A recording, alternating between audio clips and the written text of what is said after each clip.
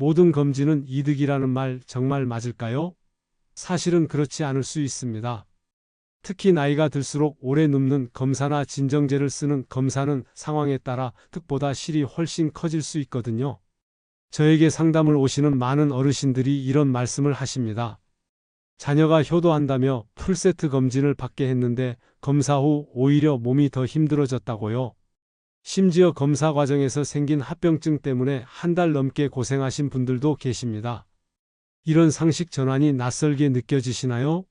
그동안 우리는 검진을 많이 받을수록 건강에 좋다고 배워왔으니까요. 하지만 나이 들수록 몸의 회복력은 떨어지고 작은 검사에도 예상치 못한 위험이 따를 수 있습니다. 제가 연구해온 자료들을 보면 75세 이후부터는 검진의 이득과 위험을 더욱 신중하게 따져봐야 합니다. 무작정 많이 받는 것보다는 정말 필요한 검사만 선별해서 받는 것이 훨씬 현명한 선택이죠. 안녕하세요. 저는 이재규입니다. 30년간 시니어 검사 부작용과 효용을 비교해온 박사로서 오늘은 많은 분들이 오해하고 계신 건강검진에 대한 진실을 말씀드리려 합니다. 오늘 이 영상에서는 나이 들수록 주의해야 할 검진의 위험 요소들과 반대로 꼭 챙겨야 하는 검사들을 구체적으로 알려드리겠습니다. 그리고 가장 중요한 것은 검진보다 더 큰 효과를 낼 수 있는 생활관리법도 함께 말씀드릴 예정입니다. 여러분도 혹시 검진 때문에 고민이 있으시거나 가족분 검사로 걱정이 있으시다면 댓글로 남겨주세요. 함께 고민해 보겠습니다. 저에게 상담을 오신 한 어르신 이야기부터 시작해 보겠습니다. 김영호 82세님은 자녀들이 마련해준 풀세트 건강검진을 받으신 뒤 오히려 한 달 넘게 기력이 떨어져 일상생활이 힘들어지셨습니다. 처음에는 단순한 위내시경과 대장내시경만 받으실 예정이었어요. 그런데 검사 중에 작은 이상이 발견되자 조직검사, 추가검사로 계속 이어지면서 몸은 더 지치셨던 거죠. 특히 수면 내시경을 받으신 후 며칠 동안 어지러움과 소화불량이 계속되었습니다. 결국 검사에서 나온 결과는 크게 치명적인 것이 아니었어요. 나이에 비해 양호한 상태였는데 그 과정이 몸과 마음을 너무 힘들게 만들었던 겁니다. 김영호님은 저에게 이런 말씀을 하셨어요. 검사 받기 전이 오히려 더 건강했던 것 같다고요. 이런 경험을 하신 분들이 생각보다 많습니다. 효도하려는 자녀 마음은 고맙지만 나이 든 몸에는 작은 검사도 큰 부담이 될 수 있거든요. 특히 여러 검사를 한꺼번에 받거나 진정제를 사용하는 검사는 더욱 조심해야 합니다.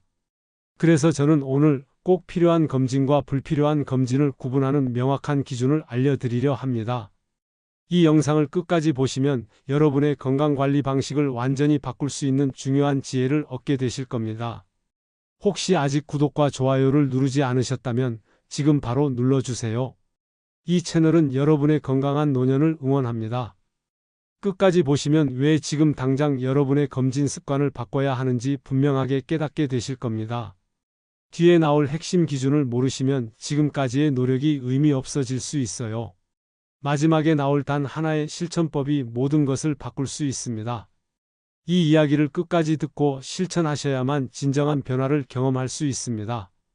여러분의 검진 습관을 바꾸는 작은 깨달음만으로도 충분히 일어날 수 있는 변화입니다. 그래서 이제는 우리 일상에서 건강검진과 직접 연결되는 위험 요소들을 하나씩 짚어보겠습니다. 나이 들수록 건강검진, 득보다 실이 커질 수 있는 순간들을 살펴보겠습니다. 먼저 나이만 보고 검사를 권유받는 경우를 말씀드리고요. 75세 이후에는 국가검진 항목도 점점 줄어들고 85세 이상에서는 득보다 실이 커질 수 있다는 것이 의학계의 일반적인 견해입니다. 보건복지부 자료에 따르면 고령층에서는 암 진행 속도도 느려지고 과잉검진은 오히려 합병증 위험을 키운다고 발표했거든요. 제가 상담했던 이정자 85세님 사례를 말씀드릴게요. 작은 결절이 발견돼 조직검사를 받으셨는데 검사 과정에서 생긴 합병증으로 결국 입원까지 이어졌어요. 결절 자체는 양성이었지만 검사 때문에 더 큰 고생을 하신 거죠. 나이보다는 평소 활동 능력과 만성질환 여부로 판단하는 것이 훨씬 현명합니다. 여기서 주의할 점은 가족이 효도 차원에서 무작정 풀세트를 권하는 경우예요.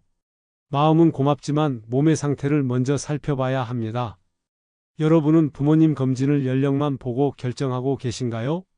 두 번째로 진정제가 필요한 검사에 대해 말씀드리겠습니다. 위내시경, 대장내시경, MRI 같은 긴 검사에서는 호흡 저하 위험이 특히 높아집니다. 한국노년학회 발표에 따르면 80세 이상에서 수면 진정제 부작용 발생률이 2배 이상 높다고 해요.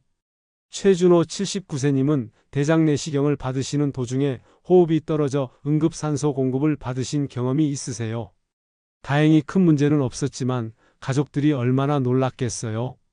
컨디션이 약할 때는 비수면 검사나 다른 대체 검사를 고려하는 것이 더 안전합니다. 검사 전날 체력과 수면 상태를 꼭 확인하시고 몸이 많이 피곤하시거나 감기 기운이 있으시면 검사를 미루는 것도 좋은 방법이에요. 혹시 수면 내시경 받으실 때 불안하신 적 있으셨나요? 세 번째는 대장 내시경에서 용종을 절제하는 경우입니다. 용종 제거는 분명히 필요한 시술이지만 드물게 장, 천공 같은 합병증이 발생할 수 있어요. 대한소화기학회에 따르면 용종 절제 후 천공 발생률은 약 0.1에서 0.3% 정도입니다. 김미선 72세님은 용종 제거 시술을 받으신 다음 날 갑작스러운 복통과 발열로 응급실을 찾으셨어요. 다행히 큰 문제는 아니었지만 며칠간 입원하면서 가족들이 많이 걱정했습니다. 시술 후 2일에서 3일간은 복통이나 발열 여부를 꼼꼼히 살펴보셔야 해요.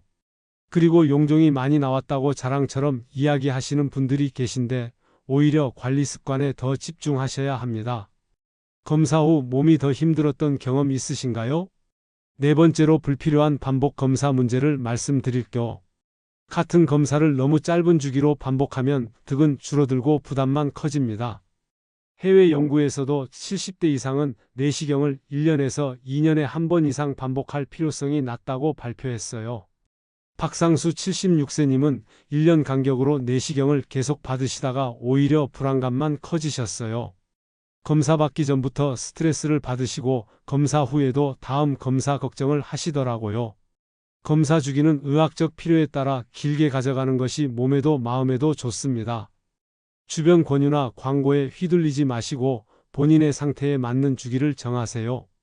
여러분은 검진 주기를 어떻게 정하고 계신가요? 마지막으로 전신 컨디션을 무시하는 경우입니다. 치매나 만성 신부전, 투석 등 기저질환이 있으시면 작은 검사도 큰 위험이 될 수 있어요. 국내 노인의학회 발표에 따르면 만성질환이 있는 분들의 합병증 발생 위험은 일반인 대비 3배 이상 높다고 합니다. 윤혜숙 74세님은 신부전으로 체력이 많이 약하셨는데 내시경 검사 중에 호흡 곤란을 겪으셨어요. 검사 전에 신장 상태를 충분히 고려하지 못했던 거죠.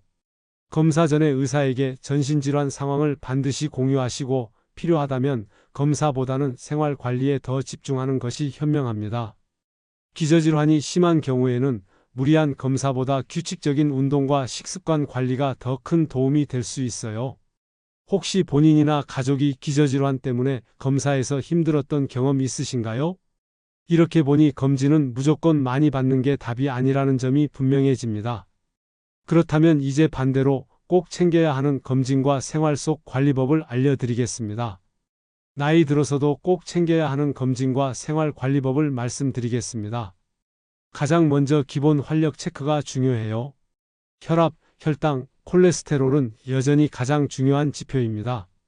이런 수치들은 복잡한 검사 없이도 간단하게 확인할 수 있고 실제로 건강 상태를 가장 잘 보여주거든요. 다만 측정할 때마다 환경에 따라 달라질 수 있다는 점은 기억하세요. 식후에 재거나 스트레스를 받은 상태에서 재면 평소보다 높게 나올 수 있어요. 6개월에서 1년에 한 번 정도는 꾸준히 체크하시면 충분합니다. 너무 자주 재서 수치에 민감해지실 필요는 없어요. 최근에 혈압을 직접 재본 적 있으신가요? 두 번째로 간단한 영상 검사들이 있습니다. 흉부 엑스레이나 심전도는 짧고 안전한 검사면서도 조기 발견에 도움이 돼요. 이런 검사들은 부담이 적으면서도 중요한 정보를 제공하거든요. 하지만 여기서 주의할 점은 불필요하게 CT까지 이어가지 않는 것입니다.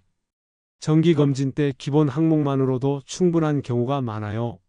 작은 이상이 발견되었다고 해서 바로 정밀 검사로 넘어갈 필요는 없습니다. 혹시 CT와 엑스레이 검사를 같은 날 여러 번 하신 적 있나요? 세 번째는 치아와 잇몸 관리입니다. 나이가 들수록 치아 문제는 영양 불균형과 직결되기 때문에 정말 중요해요. 음식을 제대로 씹지 못하면 소화도 안 되고 영양소 흡수도 떨어집니다. 여기서 중요한 건 칫솔질할 때 치아보다는 잇몸을 살살 닦는 것이에요. 너무 세게 닦으면 오히려 잇몸을 다칠 수 있거든요. 하루 3번 힘주지 말고 부드럽게 관리하시면 됩니다.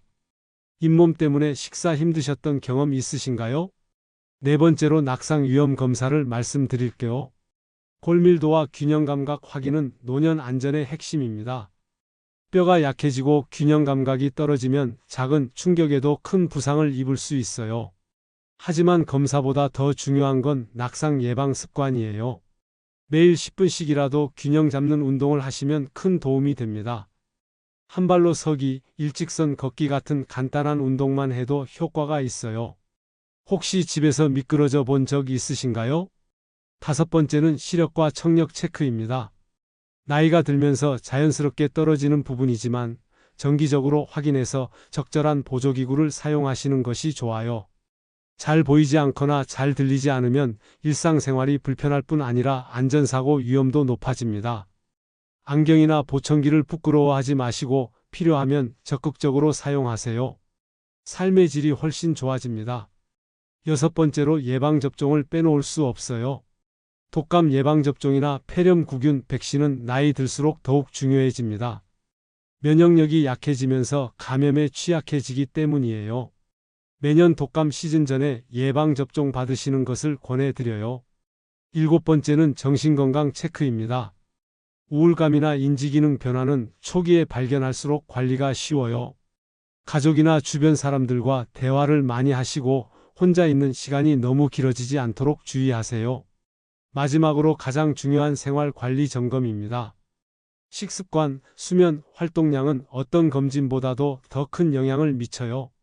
수치만 보고 안심하지 마시고 실제 생활 습관이 어떤지 점검해 보세요. 하루 30분씩 걷기, 제때 식사하기, 충분한 수면 같은 기본적인 것들이 가장 강력한 건강관리법입니다. 검사 결과가 좋다고 해서 생활 습관을 소홀히 하시면 안 돼요.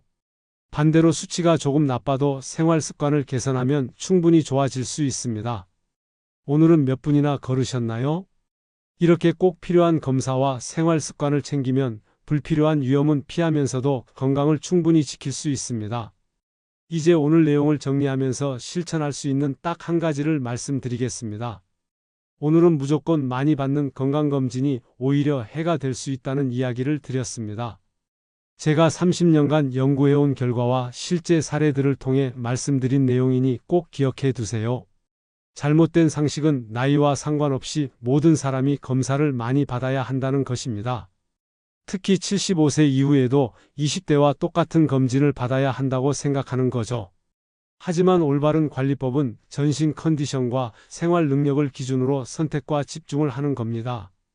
만약 이런 사실을 모르고 잘못 관리하면 어떻게 될까요?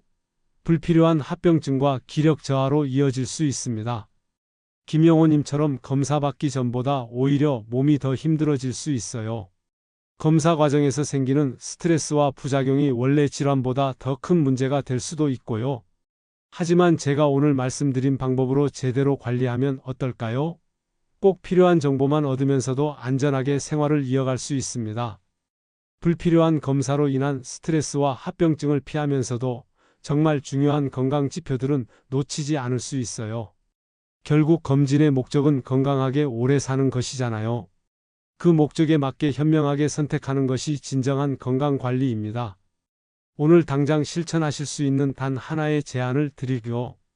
부모님이나 본인의 검진을 예약하기 전에 반드시 현재 생활 기능과 기저질환 상태를 먼저 확인하세요. 혼자서 일상생활을 잘하고 계신지, 만성질환이 있다면 어느 정도 조절되고 있는지, 최근 컨디션은 어떤지를 종합적으로 살펴보는 거예요. 이런 기본적인 확인만 해도 불필요한 검사는 피할 수 있고 정말 필요한 검사는 안전하게 받을 수 있습니다. 그래야 검사도 약이 되고 나중에 후회가 남지 않아요. 그리고 기억하세요. 가장 좋은 건강검진은 매일매일의 생활 습관입니다. 규칙적인 운동, 균형 잡힌 식사, 충분한 수면, 긍정적인 마음가짐이 어떤 검사보다도 더 강력한 건강관리법이에요. 검진 결과에 일희일비하지 마시고 꾸준한 생활 관리로 건강한 노년을 만들어 가세요. 여러분의 몸은 여러분이 가장 잘 아시니까요. 여러분은 건강검진을 어떻게 선택하고 계신가요? 오늘 말씀드린 내용 중에서 가장 공감되는 부분이나 궁금한 점이 있으시면 댓글로 남겨주세요. 함께 고민하고 답변 드리겠습니다.